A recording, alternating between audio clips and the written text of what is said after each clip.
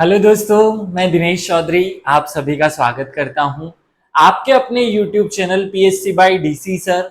इस चैनल पर हम, जैसा कि आप सबको पता है, निशुल्क शिक्षा के माध्यम से आप सभी का मार्गदर्शन कर रहे हैं। प्रीलिम्स परीक्षा जल्दी ही आने वाली है, वो आए और उसका प्रेशर हमारे ऊपर पड़े और हमारी जो पढ़ने की स्पीड है वो कम हो जाए, उससे पहले हम एक बहुत महत्वपूर्ण कंटेंट को निपटा कर रखना चाहते हैं, जो कि लूसेंट की बुक है। आप सब जानते हैं कि ये किताब जीके संजीवनी के नाम से या संजीवनी है उन स्टूडेंट्स के लिए जो पीएससी या किसी भी कॉम्पिटिटिव एग्जाम की तैयारी कर रहे हैं। 3 लेक्चर्स में हमने आपको ये समझा दिया कि कैसे हमें इस किताब को पढ़ना है। आज इस बुक का पेज नंबर 6 और 7 हम पढ़ने वाले हैं। इस बुक के साथ हम जो भी पढ़ रहे हैं उसका टेस्ट सीरीज भी आज ही से, मतलब कल से आपको अवेलेबल हो जाएगा। आज तक जो कंटेंट हमने पढ़ा है उसकी टेस्ट कल ली जाएगी आप सब लोगों की, और वो भी इसी फॉर्मेट में, एमसीक्यू फॉर्मेट में, वीडियो रूप में होगी। चलिए, बहुत सारी बातें किए बिना शुरू करते हैं। सबसे पहले भगवान श्री गणेश का नाम लेकर श्री गणेशाय नमः बोलते हुए और मेरे शिक्षक सुरेश पटेल सर को याद करते हुए हम मूल टॉपिक पे आते हैं। कल हमने आप सबको समझाया था कि जो इतिहास है, इतिहास का अध्ययन समय के आधार पर, समय को हम काल कहते हैं, समय या काल के आधार पर किया जाता है, अर्थात इतिहास का अध्ययन काल के आधार पर किया जाता है। और उस आधार पर हमने पूरे इतिहास को 3 भागों में बांटा: प्राग ऐतिहासिक काल का इतिहास, आद्य ऐतिहासिक काल का इतिहास और इतिहास का इतिहास। प्राग ऐतिहासिक में उस समय को हमने देखा जिसके बारे में हमारे पास कोई साक्ष्य नहीं है, जब मनुष्य आदि मानव था। ताम्र पाषाण या नवपाषाण काल की जो स्थितियां हैं, जब पत्थर के औजारों का उपयोग करता था। आज हमें केवल पत्थर के औजार और गुफाएं मिली है, कुछ छोटे मोटे चित्र मिले हैं, इससे ज्यादा इस जमाने का हमारे पास कुछ भी नहीं है।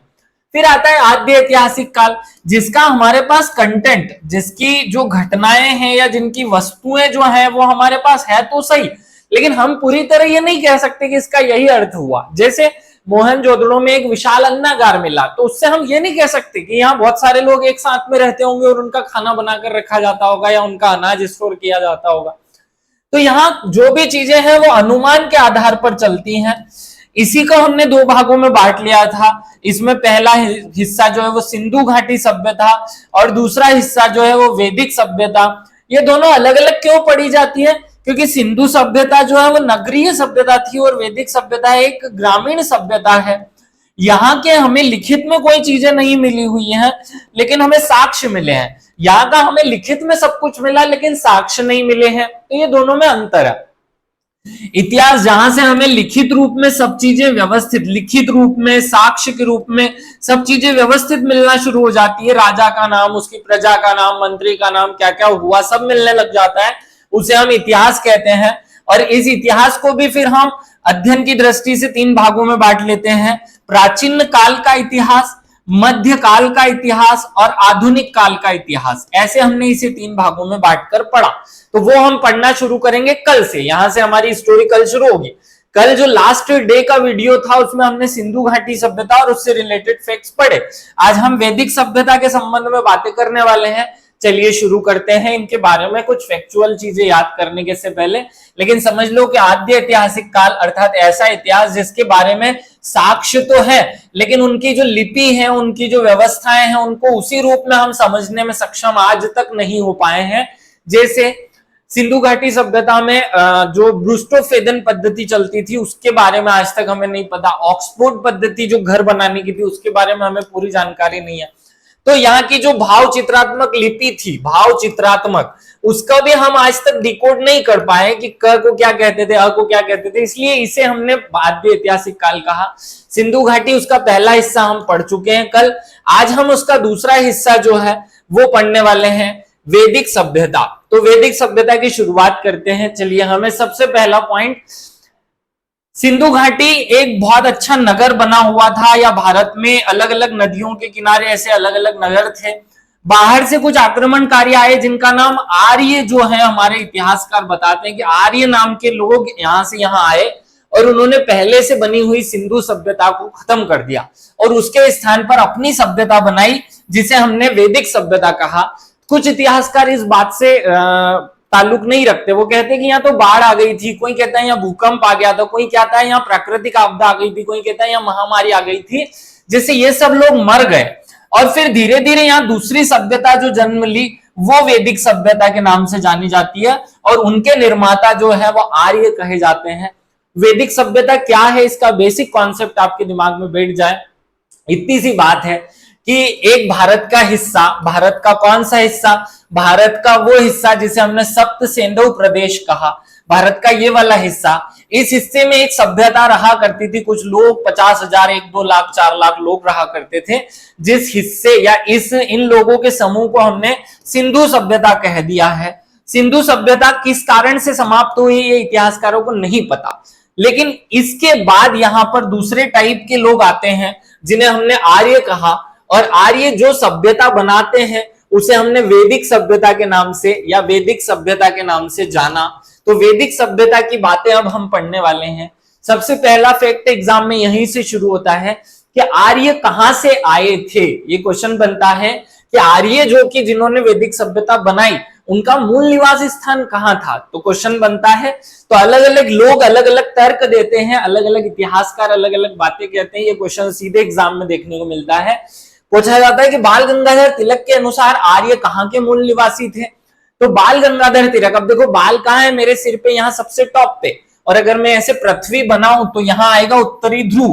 तो बाल गंगाधर तिलक ने क्या कहा कि आर्य उत्तरी ध्रुव के रहने वाले थे। एक पॉइंट क्लियर हो गया, रटना है, मैं आपको ये याद करा रहा हूं, कनेक्ट कर करके याद कराना है। बाल गंगाधर तिलक अर्थात बाल ने क्या कहा कि उत्तर अर्थात उत्तरी ध्रुव में है। क्लियर हो गया होगा। विलियम जोन्स, अब देखो जोश कहां है, सबसे ज्यादा जोश कहां है, जोश सबसे ज्यादा यूरोप में। इतना जोश है कि उन्होंने पूरी दुनिया को अपना गुलाम बना लिया था। तो यूरोप में क्या है, जोश है। ठीक है, याद रख लो जोश किसमें है, यू में है। तो यू में मतलब तुम में है, मेरे स्टूडेंट्स जो है ना उनमें है जोश। तो ये लिखा हुआ है जोन्स, तो इस जोन्स को मैंने कर दिया जोश। जोश किसमें है, यू में है, यू मतलब तुम में है, तो यू से यूरोप याद हो जाएगा। तो विलियम जोन्स ने क्या कहा कि आर्य कहां के थे, यूरोप के रहने वाले थे। दूसरा पॉइंट क्लियर है। मैक्स मुलर, ये सबसे मान्य तर्क माना जाता है। मैक्स मुलर, देखो नाम क्या है, मैक्स मुलर, मैक्स। तो ये जो मैक्स है ये मध्य में है। मैक्स मान, देखो ये म से मैक्स शुरू होता है और म से ही मध्य शुरू होता है, तो मध्य एशिया। ये मानते हैं कि आर्य मध्य एशिया के रहने वाले थे और वहां से यहाँ आए और उन्होंने पहले बनी हुई सभ्यता को समाप्त करके अपना घर बना लिया।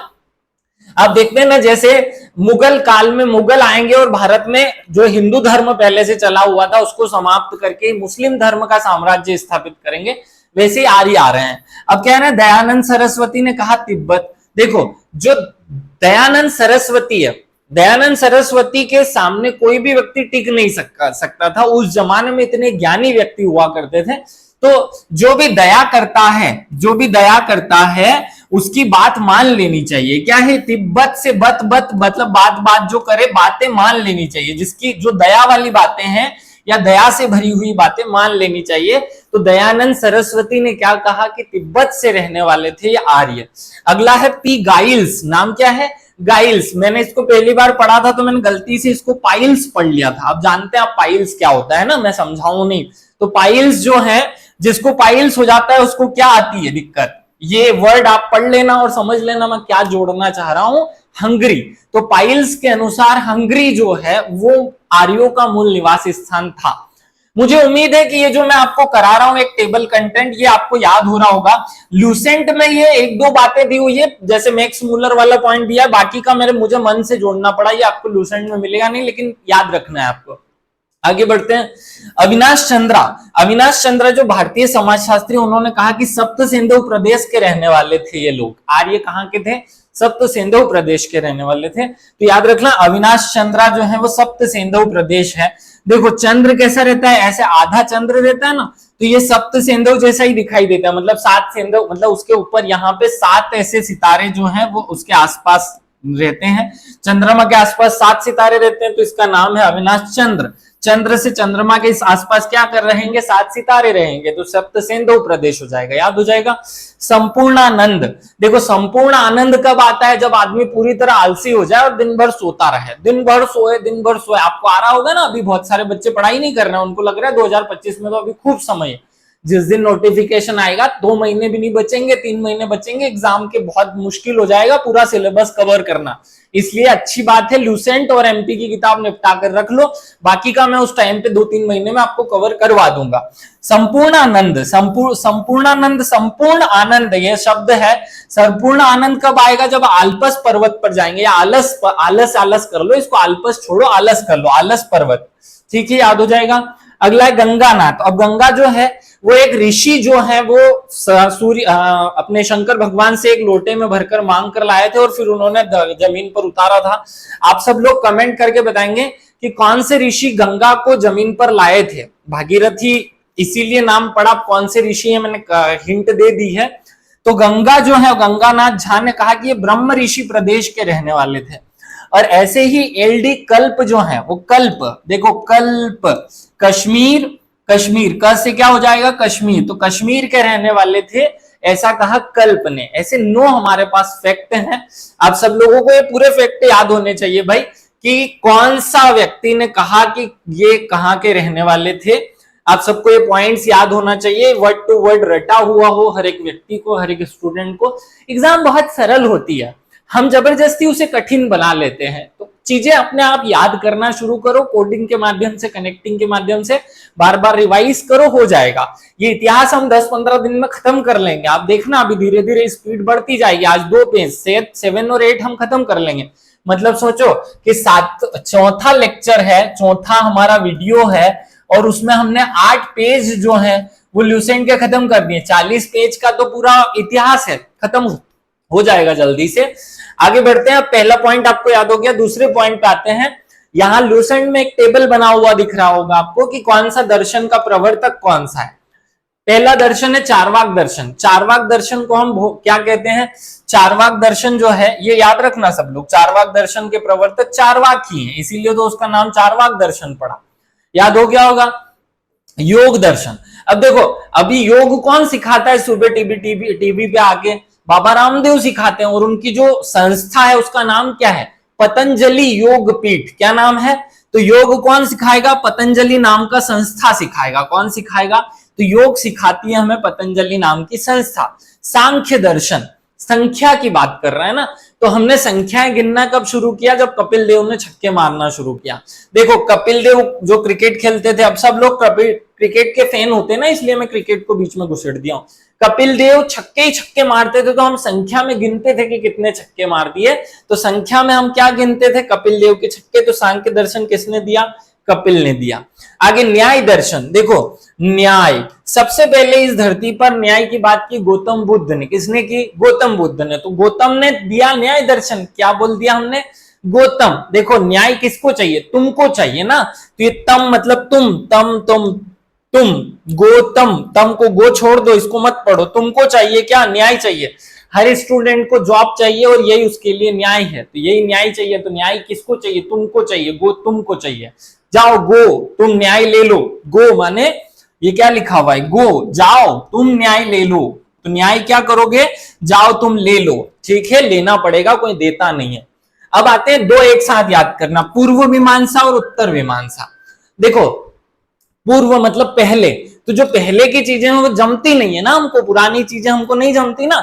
अब आज कोई स्टूडेंट किसी व्यक्ति को बोले कि तुम लुंगी पहन लो, धोती पहन लो, वो जो पूरे पुराने लोग पहना करते थे ना, धोती बंडा पगड़ी बांध लो, तो कोई भी नया लड़का बांधेगा, तो पुरानी बातें हमें जमती नहीं है।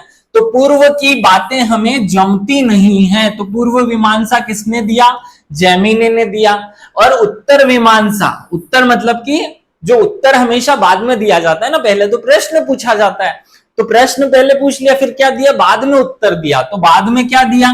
बाद में दिया उत्तर। तो पूर्व में पूर्व की चीजें जमी नहीं, बाद में दे दिया उत्तर। याद रख लेना, पूर्व मीमांसा जैमिनी का है और उत्तर मीमांसा बादरायण का दर्शन है। याद रखना, ये क्वेश्चन सीधे आते हैं।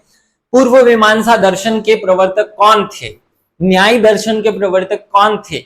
कपिल मुनि कौन से दर्शन के प्रवर्तक थे? सांख्य दर्शन के। न्याय के गौतम ऋषि। तो सबके नाम में ऋषि लगा लेना है। वैशेषिक दर्शन, वैशेषिक दर्शन किसने दिया? कणाद ने। इसी को हम भौतिकवादी दर्शन भी कहते हैं। क्या कहते हैं? भौतिकवादी दर्शन। तो भौतिकवादी दर्शन क्या? फिजिक्स, भौतिकवादी माने भौतिक माने फिजिक्स, तो फिजिक्स की शुरुआत तो कण से हुई ना, तो ये कणाद से हो गया। याद रखना, एक विशेष कण से इस पूरी पृथ्वी का निर्माण हुआ। ये पढ़ा होगा ना आपने, हिग्स बोसान या लॉर्ड हाइड्रोन कोलाइजर नाम का जो प्रयोग हुआ था, उन सब ने क्या बताया कि एक कण से जो है वो पृथ्वी की उत्पत्ति हुई, और उस कण को हम क्या कहते हैं, विशेष कण। तो विशेष कण जो विशेषिक दर्शन कणाद ने दे दिया, कण ने दे दिया। याद रख लेना, ये सारे दर्शन या 7 के 7 दर्शन आपको याद रखने हैं। मैं कनेक्टिंग या कोडिंग के माध्यम से आपको याद करा रहा हूं। ल्यूसेंट की किताब आप खोलेंगे, उसमें ये टेबल बनी हुई है, फटाक से राइट कर लेना और याद कर लेना। आगे बढ़ते हैं। ल्यूसेंट में बहुत सारी ऋग्वेदिक कालीन नदियों के नाम दिए और उनके पुराने नाम कुछ और थे, वर्तमान नाम कुछ और है, वो भी हमें याद करना है। चलो कोडिंग से याद कर लेते हैं।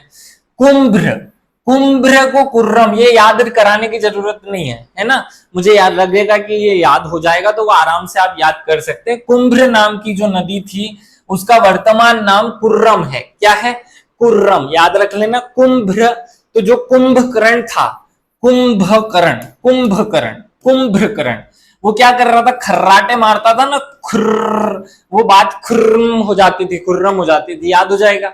अभी कुंभा, कुंभा नदी का वर्तमान नाम है काबुल नदी। क्या नाम है, काबुल। कुंभा, काबुल। राणा कुंभा का नाम सुना होगा आपने, राणा, राणा कुंभा, राणा कुंभा, तो काबुल है ना। उनकी बातें आज भी हमें याद हैं, उनके बोल आज भी हमें याद है, काबुल, याद रह जाएगा। चलो, वितस्ता, वितस्ता है झेलम। देखो कैसे याद करोगे, जब हम किसी चीज को बार बार झेलते हैं तो उससे त्रस्त हो जाते हैं। तो बार बार झेलते हैं तो उससे त्रस्त हो जाते हैं ना, त्रस्त हो जाते हैं। जैसे एमपीपीएससी जो है बार बार परीक्षा में क्वेश्चन डिलीट करता है, तो हम त्रस्त हो गए हैं इस बात को झेल झेल कर। तो झेल झेल कर क्या हो गए, त्रस्त। तो त्रस्त से बना वितस्ता, तस्ता, वित्रस्ता। याद हो जाएगा, झेलम से वितस्ता, दोनों का कनेक्टिंग हो गया है। चलो, अब बार बार कोई चिल्लाता है तो हम उससे पूछते हैं ना कि क्या हो गया। चिल्लाना, देखो कोई भी बहुत से चिल्लाएगा, चिनाब है ना, बहुत चिल्ला रहा है, तो हम उससे पूछेंगे ना कि क्या हो गया। और पूछने को इंग्लिश में कहते हैं आस्क। क्या कहते हैं, आस्क। तो आस्क माने पूछना। तो कोई भी चिल्ला रहा था तो उससे हमने पूछा कि क्या हो गया, आस्क नहीं, बताई नहीं मुझे कि क्या हो गया, चिल्ला मत, मुझे बता कि क्या हो गया। तो चिनाब का है पुराना नाम आस्किनी, आस्किनी का नया नाम चिनाब। याद हो जाएगा। झेलम का वितस्ता, आस्किनी का चिनाब। अब देखो, कोई भी व्यक्ति रवि नाम लिखता है, रवि या ऐसा रवि, तो रवि जब लिखेगा तो रवि क्या है, पुरुष का नाम है। अब अगर उसके नाम को हमने रावी कर दिया या रावी कर दिया तो फिर हम कहेंगे ये पुरुष नहीं है, पुरुषनी है। क्या है ये, पुरुष नहीं है, पुरुषनी है। स्त्री को क्या कहेंगे, पुरुषनी कह सकते हैं ना। तो रावी होता, रवि होता तो पुरुष होता, रावी हो गया तो पुरुषनी हो गया। तो देखो, रावी नदी का पुराना नाम क्या है, पुरुषनी। क्या नाम है, पुरुषनी। याद हो जाएगा, रावी नदी का पुराना नाम पुरुषनी है। क्या है, पुरुषनी। याद हो जाएगा।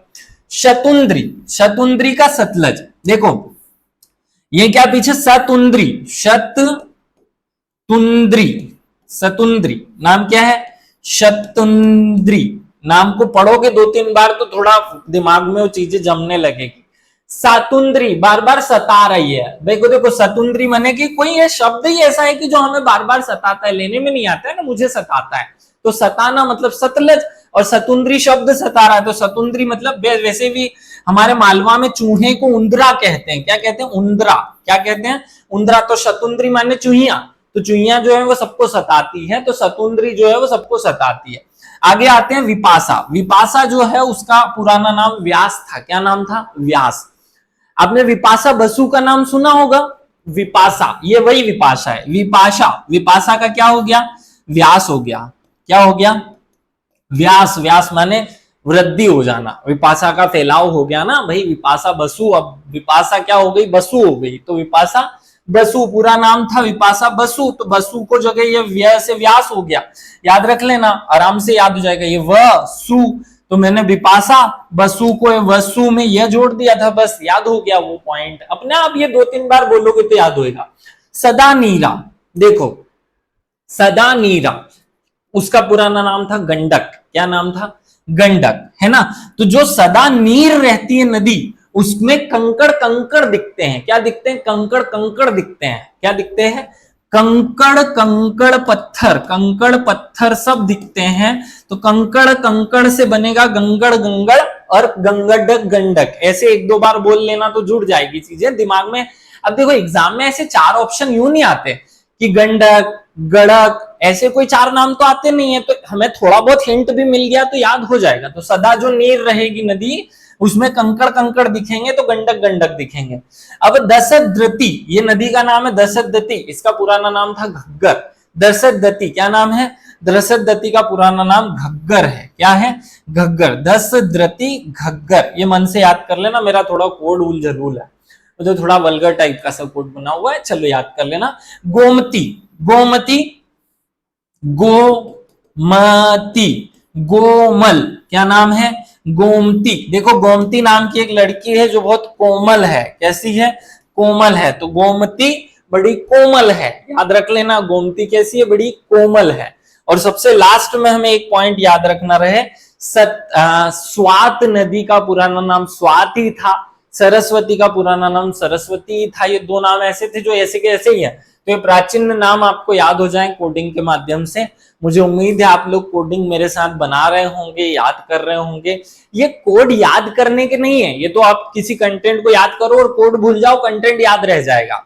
जैसे आपको याद हो तो पहले दिन मैंने रस वगैरह पी के मेरे साथ मेरे वाले एक वाला कोड बताया था, वो आप भूल जाओ। अब जैसे मैंने अभी बताया कि आस्कनी, आस्कनी मतलब कोई पूछे नहीं तो हम चिल्लाते हैं उस पे ऊपर, आस्कनी का चिनाब। ये कोडिंग से एक दूसरे से कनेक्ट हो जाएगा और याद रहेगा। चलो आगे बढ़ते हैं। आगे बढ़ेंगे तो ऋग्वेद में कुछ देवताओं के नाम मिलेंगे। उस देवताओं ने क्या क्या करते थे, वो देवता का क्या काम होता था, ये हमें याद करना है। ये भी टेबल बना हुआ है।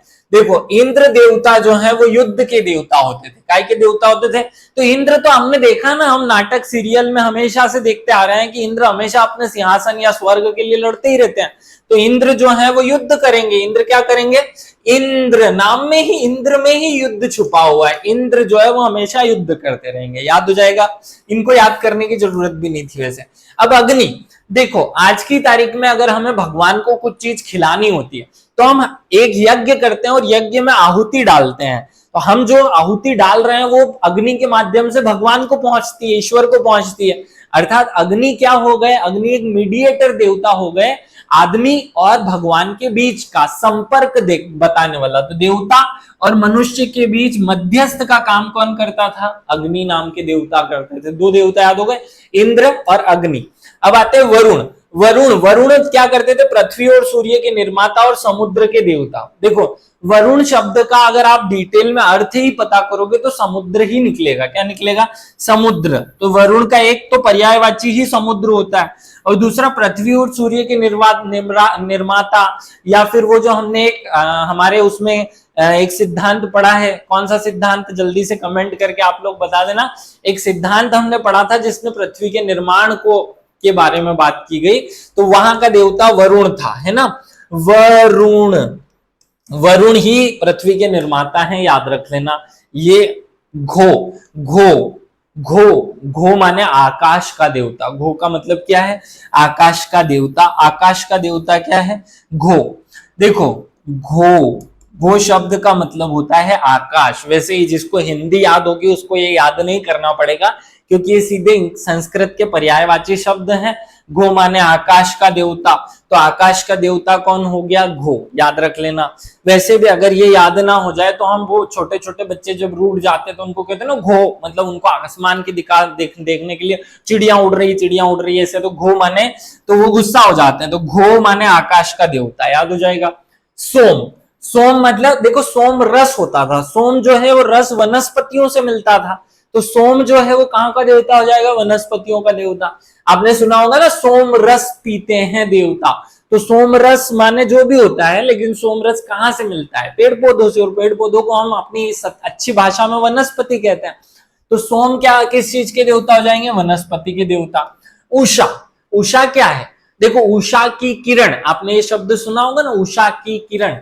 उषा की किरण, ये उषा की किरण हम शब्द क्यों यूज करते हैं? जब हमें आशा की किरण, उषा की किरण दिखाई देती है, जब कोई आदमी को कोई राह नजर आती है, कोई अच्छा मतलब रास्ता नजर आता है, तो हम वहां उषा की किरण शब्द यूज करते हैं।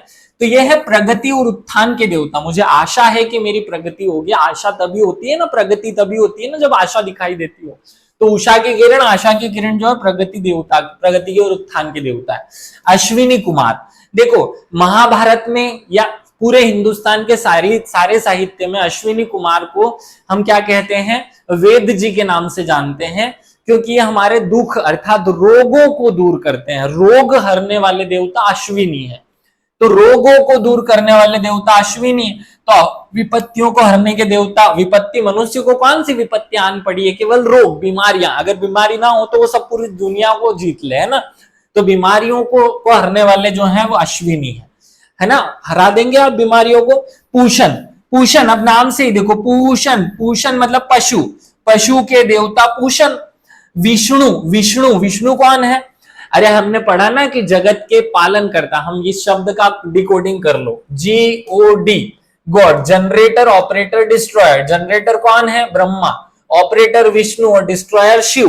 तो इसीलिए 3 देवता हो गए हमारे। तो यहाँ जो विष्णु देवता है वो पालन करता है। कौन है? ऑपरेटर है, चलाने वाले, पालन करता है। याद है आपको सब। मरुत, मरुत शब्द मरुस्थल, मरुस्थल में क्या चलता है? आंधी तूफान। मरुत, मरुत से, वैसे मरुत का अर्थ होता है मारुति। मारुति मतलब हवा, हवा का मतलब हवा के देवता। तो ये वैसे मरुत आपको रिकॉर्डिंग से याद कराने के लिए मरुस्थल कर दिया। और मरुस्थल में क्या चलती है? आंधी तूफान चलते हैं। तो आंधी तूफान के देवता कौन हो गए? मरुत। तो सारे देवता आपको याद हो गए होंगे। अब आगे बढ़ जाते हैं हम, चलिए आगे बढ़ते हैं। आगे आपको वेद में या वैदिक काल में जो शब्द, या ऋग्वेद में या चारों वेदों में जो शब्द मिले हैं वो कितनी कितनी बार लिखे हुए हैं ये याद होना चाहिए। सर्वाधिक बार किस शब्द का उल्लेख मिला? तो वो छोड़ो आप, सर्वाधिक बार आप इसे नंबरिंग याद कर लो। सभा का उल्लेख कितनी बार मिला है? ये क्वेश्चन बहुत इंपॉर्टेंट है। सभा का उल्लेख जो है वो 8 बार मिला। सबसे छोटा शब्द है सभा, फिर इससे बड़ा समिति, और इससे भी बड़ा विद्वत। क्या है? विद्वत। 3 संस्थाएं होती थी ना वैदिक काल में, 3 प्रकार की संस्थाएं होती थी, सभा, समिति और विद्वत। तो सभा का 8 बार, समिति का 9 बार और विद्वत का 120 बार मिला, 122 बार वर्णन मिला। याद रखना, सर्वाधिक बार विद्वत का वर्णन मिला इन तीनों में से, इन तीनों की तुलना की जाए तो। गाय का वर्णन कितनी बार मिला है? तो 176। देखो गाय को सबसे ज्यादा खतरा रहता था, तो 17 पे खतरा, ये याद रख लेना। 176 टाइम पे गाय का वर्णन मिला है। आगे इंद्र का वर्णन 250। तो ये क्वेश्चन इस तरीके से ल्यूसेंट में लिखा है कि वेदों में या वेदों में सर्वाधिक वर्णन किस देवता का मिला है। तो अगर आपसे पूछे कि किस देवता का वर्णन सर्वाधिक है, तो फिर आंसर 250 बार इंद्र का वर्णन है, अर्थात सर्वाधिक बार इंद्र का वर्णन है। अगर वो यूं पूछे कि कौन से शब्द का रिपीटेशन सर्वाधिक हुआ है, तो फिर आपका आंसर हो जाएगा पिता। पिता शब्द का वर्णन 335, जो कि सर्वाधिक है। सर्वाधिक बार पिता शब्द का वर्णन हुआ। जन माने सामान्य जनता, तो जन माने कि वहां एक इकाई हुआ करती थी। जन का वर्णन जो है वो 275 बार हुआ। आप सबको ये याद हो कि वैदिक काल में जो समाज का निर्माण हुआ वो ऐसे हुआ कि पहले एक सिंगल व्यक्ति, फिर परिवार, परिवार से बना, परिवार बहुत सारे परिवारों से मिलकर बने, कुल का प्रमुख होता था कुलीप। कौन होता था? कुलीप। बहुत सारे कुलों से मिलकर बना विष का प्रमुख होता था विषपति। कौन होता था? विषपति। विष से मिलकर बना जन का प्रमुख होता था राजन। और बहुत सारे जनों से मिलकर बना महाजनपद। क्या बना?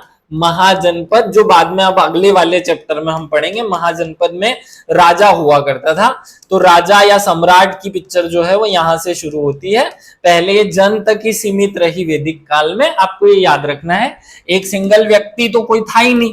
परिवार का मुखिया कौन होता था? जो सबसे बुजुर्ग व्यक्ति होता था वो परिवार का मुखिया कहलाता था। फिर कुल होते थे, कुल के बाद गांव होते थे, ग्राम होते थे। ग्राम का प्रमुख होता था ग्रामीणी। ग्रामीणी भूल गया था मैं, तो ग्रामीणी बहुत सारे गांव से मिलकर बनते थे। विष का प्रमुख होता था विषपति। बहुत सारे विष से मिलकर बनते थे। जन, जन का प्रमुख होता था राजन। तो ये यहाँ तक की स्टोरी आपको याद रखनी है। आगे बढ़ते हैं, वैदिक काल के बाद जो कहानी बनती है, या इसी में हमको और पॉइंट याद रखने, वैदिक काल में कुछ अलग शब्द उपयोग करते थे, जैसे राजा के लिए कुछ और शब्द यूज होता था, सीता कुछ और शब्द, ये क्वेश्चन पूछा गया है, सीता किसके लिए यूज होता था, है ना, तो मैं बता दूंगा अभी। राजा शब्द होता था गोप्ता के लिए, मतलब राजा को राजा ना कहते हुए क्या कहते थे उस जमाने में, गोप्ता कहते थे। क्या कहते थे? गोप्ता। हम टाइम बताते ना समय के लिए, उस समय गोधुली यूज करते थे। वैसे आज भी ये गोधुली शब्द यूज होता है, जब रात और दिन दोनों मिलते हैं तो उसे गोधुली बेला कहते हैं। क्या कहते हैं? गोधुली बेला, मतलब संध्या का समय, जब सूर्य अस्त होने वाला होता है तो उसे गोधुली कहते हैं। तो वो समय को दर्शाने के लिए गोधुली शब्द यूज होता था। अतिथि को क्या कहते थे? गोहंता। क्या कहते थे? गोहंता। अतिथि क्या कहलाता था? गोहंता। याद रख लेना, अतिथि गोहंता था। युद्ध शब्द के लिए गविष्ठी शब्द यूज होता था। गविष्ठी का मतलब गाय के लिए लड़ा जाने वाला, तो गाय के लिए लड़ा जाने वाला ही युद्ध होता था, तो युद्ध के लिए गविष्ठी शब्द यूज होता था। पुत्री को दुहिता कहा गया, ये शब्द कोटेशन आपने पढ़ा होगा कि अथर्ववेद में सभा और समिति को प्रजापति की दो पुत्रियां कहा गया। पुत्री नहीं लिखा है, वहां दुहिता लिखा है। क्या लिखा है? अथर्ववेद में, अथर्ववेद में सभा और समिति को प्रजापति की, किसकी? प्रजापति की दो दुहिताएं कहा गया है। कहां कहा गया है? वो अथर्ववेद में कहा गया है। तो दुहिता का मतलब पुत्री होता था। आगे, गाय को क्या कहते थे? गाय को अधन्य कहते थे। क्या कहते थे? अधन्य, अर्थात जिसका वध नहीं करना है, क्योंकि वेदों में गाय का वध करने पर देश निकाला या मृत्युदंड की सजा था। बढ़ई, बढ़ई जो होता है ना, बढ़ई का काम करने वाला मटके कुमार उमार का तक्षण कहलाते थे। मरुस्थल को हम धन्व कहते थे, क्योंकि जहां धान नहीं पैदा हो उस जगह का नाम धन्व हो जाएगा। तो याद रख लेना, धान नहीं पैदा हो तो धन्व कहलाएगा। हल के लिए शब्द यूज होता था लांगल। क्या शब्द यूज होता था? हल के लिए लांगल। और हल से बनी हुई नालियों के लिए सीता शब्द यूज होता था। ये सारे के सारे वर्ड इंपॉर्टेंट है। वहां देखो, वैदिक काल में जो वेद है उनमें तो खूब सारे शब्द हैं, लेकिन मैंने उसमें से जो काम काम के शब्द है वो निकाल लिए हैं। हल से बनी हुई नालियों के लिए सीता, हल के लिए लांगल, मरुस्थल के लिए धन्व, बढ़ई के लिए तक्षण, गाय के लिए अधन्य, पुत्री के लिए दुहिता, युद्ध के लिए, युद्ध जोड़ लेना गाय से कि युद्ध जो है वो गाय है, तो गो गाय से जोड़ना है कि गविष्ठी कहते थे। अतिथि को गोहंता, समय को गोधुली और राजा को गमेती कहते थे। याद रख लेना। आगे बढ़ते हैं। ऐसे ही स्पर्श, स्पर्श का मतलब होता था गुप्तचर। क्या होता था? गुप्तचर। कोई ऐसी महिला जो कि जीवन भर कुंवारी रहे उसको कहते थे आमाजू। क्या कहते थे? आमाजू। आमाजू मतलब हमेशा अविवाहित रहने वाली स्त्री। पूरब मतलब दुर्गपति, एक किले का जो प्रमुख होता था, इंचार्ज होता था, उसे दुर्गपति या पूरब कहते थे। उग्र, उग्र मतलब अपराधियों को पकड़ने वाला। देखो, अपराध कौन करता है? उग्र व्यक्ति करता है। तो उग्र व्यक्ति जो करेगा अपराध, उसको पकड़ने के लिए उग्र नाम का अधिकारी। भागदूह, भागदूह जो भागदू, देखो भाग शब्द यूज होता था। भाग, आप अपने खेत में जो भी उगाएंगे उसका एक भाग, मतलब 1/20 भाग आपको कर के रूप में देना होगा। तो कर को कर ना कहते हुए क्या कहते थे? भाग कहते थे। तो ये जो भाग का कलेक्शन करता था उसे कहते थे भागदूह। तो भागदूह क्या करता था? राजस्व का एकत्रण करता था। क्या करता था? भागदूह जो शब्द है ये राजस्व एकत्रण के लिए होता था, क्योंकि भाग माने राजस्व। रत्नी, रत्नी माने के अधिकारी जो होते थे उस समय के, सबको रत्नी कहा जाता था। लोहा, लोहे को उस समय श्याम अयस कहा जाता था। देखो, लोहे का मतलब होता है लाल, तो जो लाल होता है उसे श्याम रंग कहते हैं ना, तो श्याम अयस कहा जाता था। तांबे को लोहित अयस कहा जाता था। और पणी, पणी मतलब व्यापारियों, जब जो दूर दूर जाते थे ना व्यापारी, उनको पणी कहते थे। ये पॉइंट मैं आपको फिर से रिपीट करा देता हूं, क्योंकि हो सकता है आपको याद ना हुए। और राजा को क्या कहते थे? गोप्त कहते थे। याद हो जाएगा, बड़ा आसान है। समय गोधुली बेला का मैंने आपको याद करने का तरीका दूसरी तरीके से बताया कि आज भी संध्या और दिन के मिलन को गोधुली बेला कहते हैं। अतिथि, अतिथि को तो सब आदमी क्या करते हैं? उसकी हत्या कर दें, इतनी गुस्सा आती है ना आदमी पे, हत्या कर दूं मैं अतिथि की, क्योंकि अतिथि फालतू होते हैं ना, अतिथि फालतू का ज्ञान देने आ जाते हैं। आपके यहाँ तो आते होंगे तो बोलते होंगे बच्चा क्या कर रहा है, पीएससी नहीं निकली अभी तक, ऐसी बातें करते होंगे तो अपना मन करता होगा हत्या कर दूं इसकी। तो हत्या कर दूं मतलब कि हत्या से बस गो लगा दो, गो हत्या, गोहंता, गोहंता कहते थे अतिथि को। युद्ध क्योंकि गाय के लिए होते थे इसलिए उसको क्या कहते थे, गविष्ठी। गाय को क्या कहते थे, अधन्य। पुत्री को दुहिता, बड़ई को तक्षण, ये याद ना हो तो छोड़ देना। मरुस्थल को जहां धान नहीं पैदा होता था उसे धन्व कहते थे। हल के लिए लांगल और हल से बनी नाली के लिए सीता शब्द यूज होता था। ये एग्जाम में पूछा जा चुका है। आगे ऐसे स्पर्श माने गुप्तचर, जो स्पर्श किए बिना जानकारी पहुंचा दे वो स्पर्श, अर्थात स्पर्श माने गुप्तचर। आमाजू, आमाजू मतलब कि आमाजू माने ऐसी महिला जो कि हमेशा कुंवारी रहेगी, वो आमाजू। पूरब, पूरब माने दुर्गपति। उग्र माने अपराधियों को पकड़ने वाला पुलिस, पुलिस को कहते थे उग्र उस समय। फिर भागदू, राजस्व अधिकारी को क्या कहते थे, राजस्व अधिकारी को भागदू। रत्नी, अधिकारियों को कहा जाता था, अधिकारी मतलब अधिकारी शब्द ना यूज करते हुए रत्नी कहते थे। लोहे को श्यामयस, तांबे को लोहितयस, और पणी मतलब व्यापारी जो कि दूर दूर व्यापार करने जाएगा। आगे बढ़ते हैं। आपने दसराज युद्ध का नाम सुना होगा। वैदिक काल में एक बहुत बड़ा युद्ध हुआ जिसका नाम था दसराज युद्ध। तो दसराज युद्ध का उल्लेख कहां मिलता है, उल्लेख मिलता है ऋग्वेद के 7वें मंडल में। कहां मिलता है, ऋग्वेद के, देखो है 10, नाम क्या है, 10 राज युद्ध। तो इस 10 को मैं ऐसा लिख दूं ना, 10 राज युद्ध, 10 राजाओं का युद्ध। कहां मिलेगा, 7वें में। याद रखना 10 राज युद्ध का वर्णन ऋग्वेद के 7वें मंडल में है। और यहां कौन सी नदी, पुरुषणी। पुरुषणी का पुराना नाम क्या था, रावी। रावी का पुराना नाम क्या था, पुरुषणी। तो पुरुषणी नदी के तट पर हुआ था। किन दो लोगों ने लड़ा था, सुदास और 10 जन। 10 जन मतलब 10 जन मतलब 10 कबीले। 10 कबीले एक साथ मिले जिनका नाम 10 जन पड़ा। और एक तरफ सुदास का कबीला था, मतलब सुदास नाम का एक राजा था जिसकी सेना, और एक तरफ 10 लोगों की सेना। लेकिन फिर भी सुदास ने इन सबको हरा दिया। तो जब सुदास ने इनको हरा दिया तो सुदास विजय हो गया और सुदास का कब्जा हो गया फिर पूरे जमाने में। और वहां से शुरू होती है महाजनपद काल की शुरुआत। क्योंकि अब ये सारे जनों को मिला करके 10 जनों को उसने हराया, तो 10 को अपने में मिलाएगा तो अकेला बन जाएगा एक बड़ा जनपद। तो जन मिलकर के क्या बनेंगे, बहुत सारे जन मिलकर अब क्या बनेंगे, जनपद।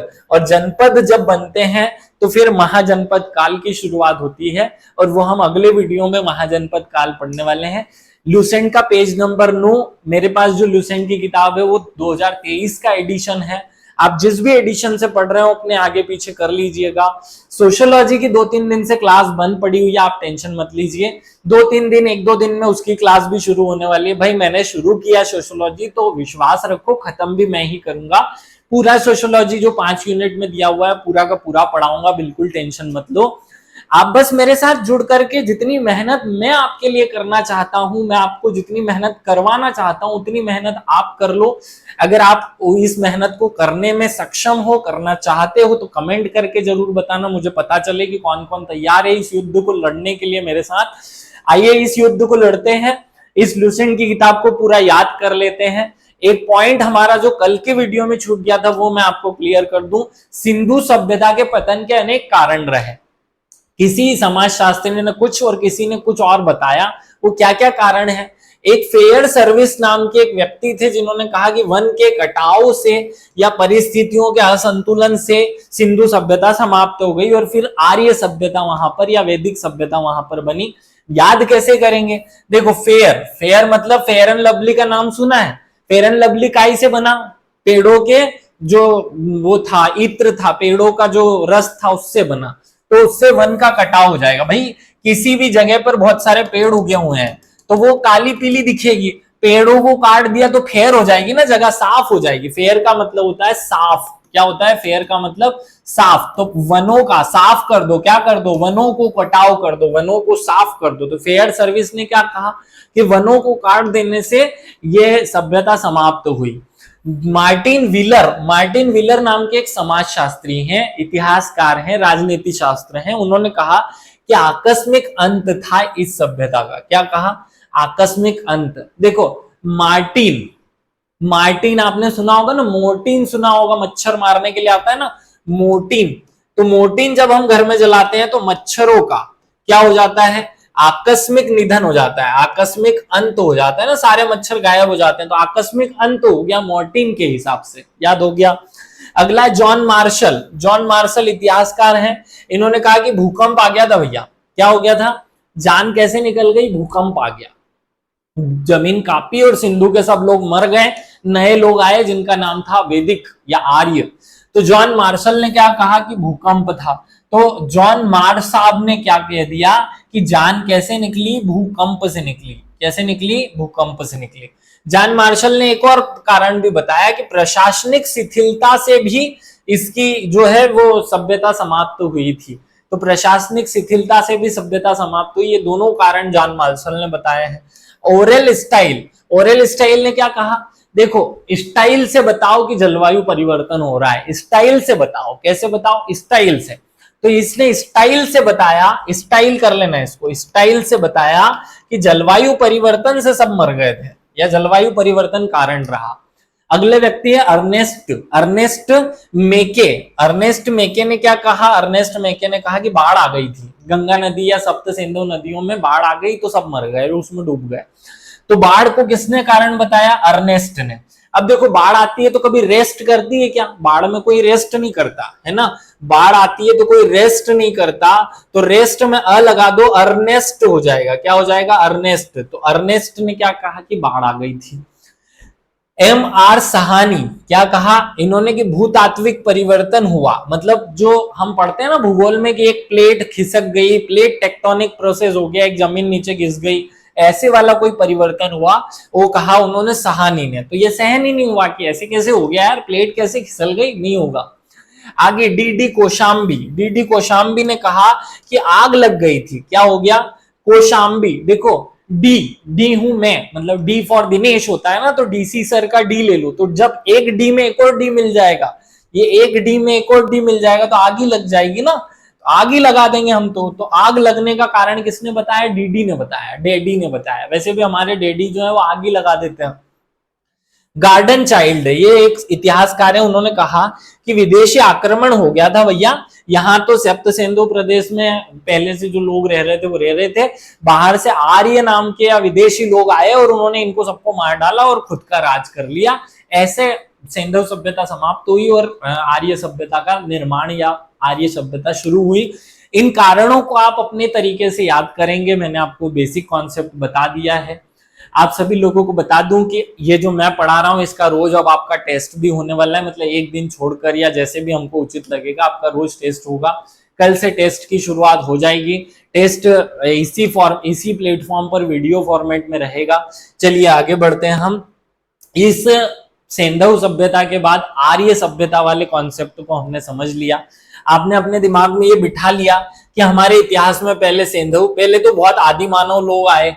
आदि मानव जब थे तब हमने 2-3 काल पढ़े, नव पाषाण काल, ताम्र पाषाण काल, पुरा पाषाण काल। फिर उसके बाद सिंधु सभ्यता या सिंधु सभ्यता आई। सिंधु सभ्यता जब समाप्त हुई तो वैदिक सभ्यता आई, और वैदिक सभ्यता जब समाप्त होगी तो फिर महाजनपद का समय आएगा। और महाजनपद से इतिहास का एक एक पेज हमारे पास अवेलेबल है। तो कल हम महाजनपद काल पेज नंबर 8 और 9 पढ़ने वाले हैं। सब लोग उसके लिए तैयार रहिएगा। विशेष रूप से सभी को धन्यवाद जिन्होंने इस क्लास को अटेंड किया। लेकिन कमेंट करना और शेयर करना ना भूलें। आप सब लोग कमेंट करना और शेयर करना भूल जाते हैं। देखिए, विशेष रूप से इस बात को समझिए कि निशुल्क शिक्षा तभी आपको निशुल्क रूप से मिल पाएगी जब तक सब लोगों का हम भला कर पाएंगे। तो इसको शेयर करना नहीं भूलें। सभी को विशेष रूप से धन्यवाद। जय हिंद, जय भारत।